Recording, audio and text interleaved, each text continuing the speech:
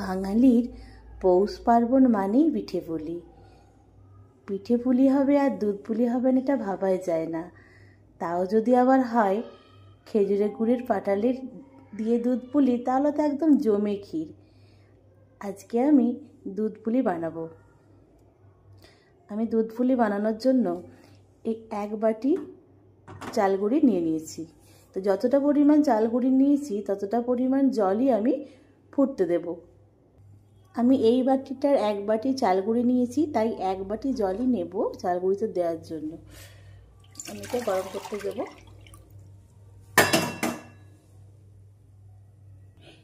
জল গরম হয়ে গেলে আমি এর মধ্যে দিয়ে দেবো পরিমাণ মতো নুন। জল আমার ভালো মতো ফুটে গেছে, দেখতে পাচ্ছেন টকবক করে ফুটছে। এই অবস্থায় জলটা ফেলে নিয়ে আমি এই যে গুঁড়িটার মধ্যে চাল গুঁড়িটার মধ্যে ঢেলে দেবো। আমি পুরো জলটাই এই গুঁড়ির মধ্যে দিয়ে দিয়েছি। এবার এটা আমি থেসে থেসে মেখে নেব। যতক্ষণ না একটা চিটচিটে ভাব আসছে এটাকে আমাকে মেখে যেতে হবে। দেখুন চাল গুঁড়িটা আমি থেসে থেসে দোলে দোলে আমি এই অবস্থায় নিয়ে এসেছি। তো দেখুন চ্যাট চ্যাট করছে, তার মানে পিঠেতে চিট ধরবে এবার। আচ্ছা, যদি হাতে জড়িয়ে যায় তাহলে আপনারা এর মধ্যে একটু শুকনো গুঁড়ি ছড়িয়ে ছড়িয়ে আপনারা ভাজতে পারবেন। না হলে একটু হাতে ঘি মেখেও এটাকে এইভাবে আপনারা মাখবেন। আচ্ছা, আমার পুরো রেডি। আপনারা জল দেওয়ার আগে যদি গুঁড়িটা শুকনো হয়, মানে গুঁড়ি নিয়ে এসে হয়তো শুকনো করা আছে, তাহলে কিন্তু যতটা গুঁড়ি ততটাই জল দেবেন। যদি তা না হয় তাহলে জলটা কিন্তু এতটা দেবেন না। এবার আমি পিঠেটা বানাবো।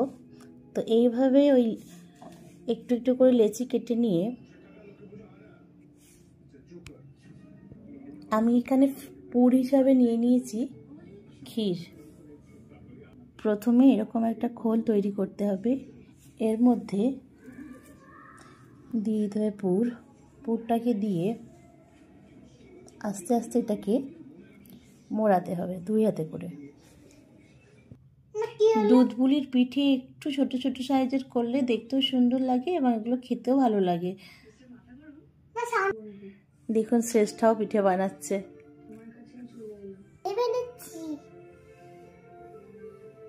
এই দেখো আমি পিঠেটা নিজে হাতে বানিয়েছি।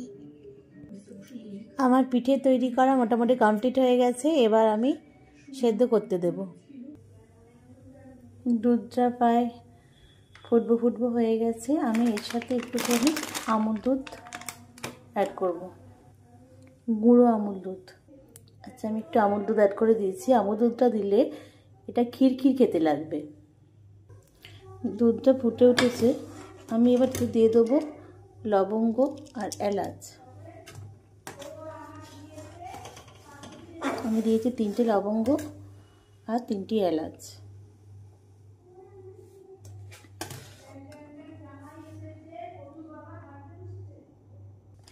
দুধটা মিনিট 5 ফোটার পর আমি এতে পিঠেগুলো অ্যাড করে দেব।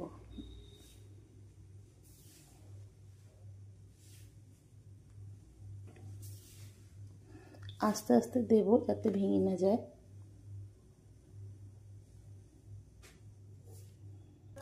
সব পিঠেগুলো আমি দিয়ে দিয়েছি। এরপর পিঠেগুলো আমি মাঝারি টু লো আঁচে সেদ্ধ হতে দেব দুধের মধ্যে।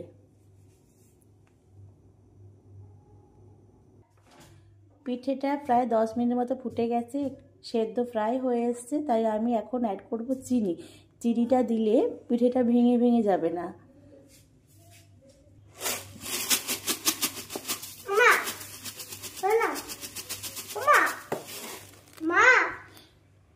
আমি একটু আস্তে আস্তে নেড়ে দেব যাতে করে পিঠেগুলো না ভেঙে যায়।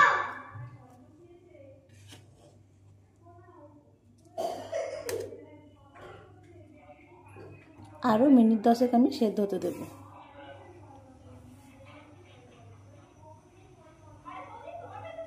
দেখুন পিঠেগুলো একেবারে ভেসে গেছে। দেখুন চিনিটা দেওয়ার ফলে একটা পিঠেও আমার কিন্তু ভেঙে যায়নি। সব পিঠেগুলোই কিন্তু একদম গোটা গোটা আছে।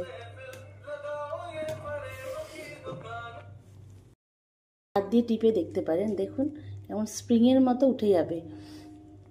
এবার আমি গ্যাসটা টোটালি অফ করে দেব।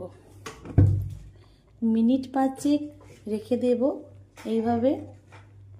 যখন একটু ঠান্ডা ঠান্ডা হয়ে যাবে তখন আমি পাটালি গুড়টা অ্যাড করব, না হলে দুধটা কেটে যাওয়ার সম্ভাবনা আছে। 5 মিনিট হয়ে গেছে, ভাপ আর উঠছে না। এবার আমি পাটালি গুড়টা আগেই গ্রেড করে রেখেছিলাম, ওটা আমি আস্তে আস্তে এর মধ্যে দিয়ে দেবো।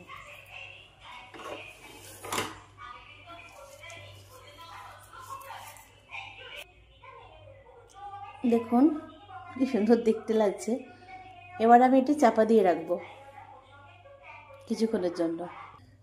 দেখুন একদম গলে গেছে, আমার দুধ পুলি একদম রেডি।